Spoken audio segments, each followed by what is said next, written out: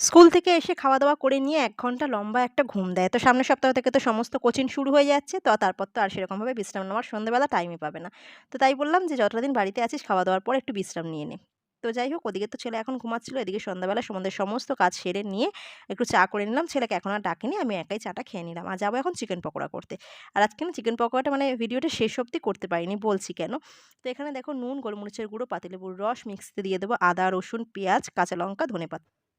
ধনেপাতাটাই first time কিন্তু chicken পকোড়াতে দিলাম। দারুণ টেস্ট হয়েছিল। পুরো একটা দোকানের মতো খেতে হয়েছিল আজকে। তার সাথে তো ডিম আর ময়দাই আছেই। তো সবকিছু দিয়ে ম্যারিনেট করে নিয়েছিলাম। হলুদ গুঁড়ো, লঙ্কার গুঁড়ো দিয়ে দেবো সাদা তেল।